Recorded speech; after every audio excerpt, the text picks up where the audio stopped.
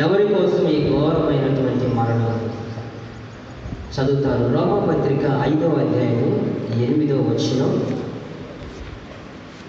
చదువుతారు. అయితే దేవుడు మన ఎడల తన ప్రేమను వెల్లడిపరుచుచున్నాడు. ఎట్లనగా మనం ఇంకనూ పాపులమై ఉండగానే క్రీస్తు మన కొరకు చనిపోయెను. అలాగే మార్కు సువార్తమానము 10వ అధ్యాయము 45వ వచనం కూడా చదువుతారు.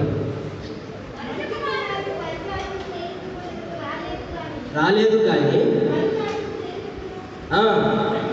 నోట్ చేసుకోనండి. అనేకులకు ప్రతిగా విమోచన క్రయధనముగా తన ప్రాణము ఇచ్చుటకు